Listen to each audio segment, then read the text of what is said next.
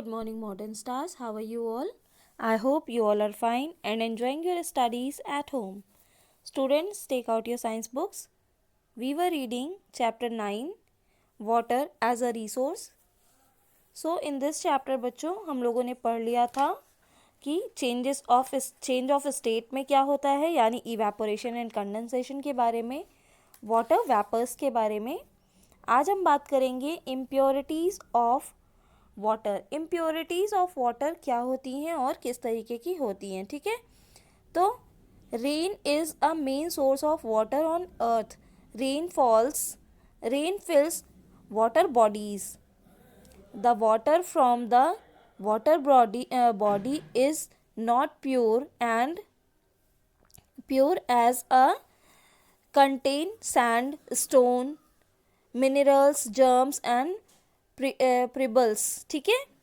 ये जो भी मतलब main source of drinking water या वाटर का जो है वो है हमारा रेन है, क्योंकि हमें रेन वाटर साइकिल से ही रेन मिलती है और फिर से वही मतलब जो प्रोसेस वाटर साइकिल की है उसी से हमें रेन मिलती है और वही अंडरग्राउंड जा कर के हम उन्हें यूज़ करते हैं. तो वो जो होती है उसमें बहुत सारी इम्प्योरिटीज़ होती हैं. कैसी इम्प्योरिटीज़? जैसे कि सैंड हो सकता है, स्टोन हो सकते हैं, जर्म्स हो सकता है. इस टाइप की जो इम्प्योरिटीज़ होती हैं वो वाटर के साथ में मिक्स रहती हैं. तो 2 टाइप्स की वाटर इम्प्योरिटी होती है. पहली होती है सॉल्युबल इम्प्योरिटी.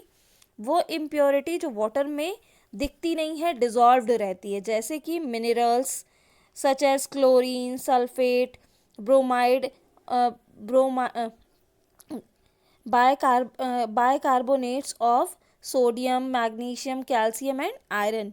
ये सॉल्युबल इम्प्योरिटीज़ होती हैं. ये जो हैं बहुत ज़्यादा मात्रा में होने पे हमारे लिए हमारी हेल्थ के लिए जो है वो डेंजरस होती हैं. नेक्स्ट है हमारा इनसॉल्युबल इम्प्योरिटीज़. इनसॉल्युबल इम्प्योरिटीज़ वो इम्प्योरिटीज़ जो डिज़ोल्व्ड नहीं होती हैं, जैसे मड, सैंड, है ना, डर्ट, स्टोन्स. इस तरीके की जो इम्प्योरिटीज़ होती हैं वो वाटर में डिज़ोल्व नहीं होती हैं. तो सॉल्युबल इम्प्योरिटीज़ वो जो डिज़ोल्व्ड होती हैं, जैसे क्लोरीन, डाइसल्फेट, ये सारी हो गई. और इनसॉल्युबल्स वो होती हैं जो डिज़ोल्व नहीं होती हैं, जो कि जैसे मड, सैंड एट्सेट्रा. ठीक है. तो अगर कोई आपसे पूछे कि इम्प्योरिटी ऑफ वाटर क्या होती है, तो 2 तरीके की होती है, सॉल्युबल एंड इनसॉल्युबल. सॉल्युबल में chlorine, sulphate, bicarbonates of sodium, magnesium, ये सारे आते हैं.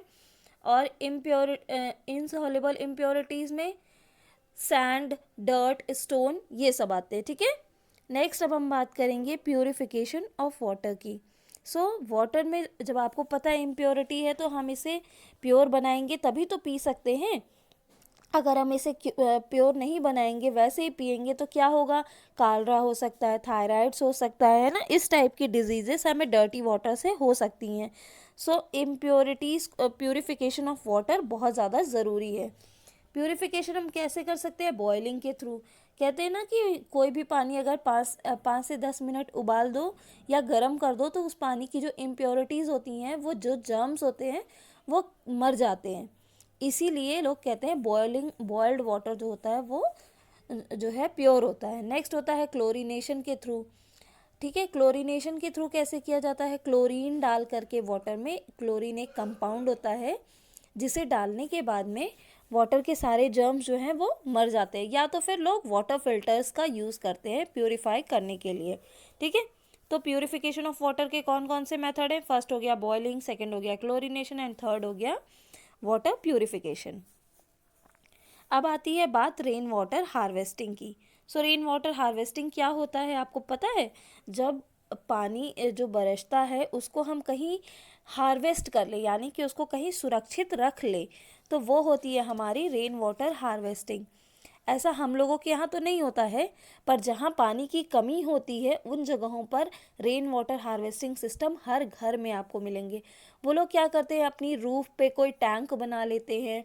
नहीं अपनी छत पे बना रहे हैं तो छत से एक पाइप द्वारा वो अपने घर के बगल में कहीं टैंक बनवाएंगे, या वो वाटर जो है वो अंडरग्राउंड करते हैं. इस टाइप से रेन वाटर हार्वेस्टिंग की जाती है. रेन वाटर हार्वेस्टिंग का मतलब होता है कलेक्टिंग और storing rain water from their use. ठीक है. वो अपने यूज़ के लिए जब रेन वाटर को कलेक्ट करते हैं उसको हम कहते हैं रेन वाटर हार्वेस्टिंग। ठीक है, ऐसे में क्या होता है कि रूफ पे वो लोग टंकी बना लेते हैं, जैसे उसकी टंकी बनाएंगे, सीमेंटेड टंकीज बना करके, टैंक्स बना करके वो उसमें वाटर को हार्वेस्ट करते हैं। और फिर जब रेन ख़त्म हो जाती है, यानी कि बारिश का सीजन ख़त्म हो जाता है, तो वो लोग उनको ढक करके उस पानी को फ़िल्टर करके यूज़ करते हैं ड्रिंकिंग के लिए एंड अदर पर्पसेस के लिए। सो आई होप आपको ये चैप्टर समझ में आया होगा। कहीं कोई भी डाउट हो तो आप मुझसे पूछ सकते हैं बच्चों। आज का आपका जो वर्क है वो ये है कि आपको अपनी कॉपी में चैप्टर 9 डालना है और वाटर एज अ रिसोर्स डालने के बाद में कीवर्ड्स को अपनी कॉपी में नोट डाउन करना है। सो आज के लिए वीडियो में इतना ही। कहीं कोई भी डाउट हो तो आप मुझसे पूछ सकते हैं। Thank you. Have a nice day to all.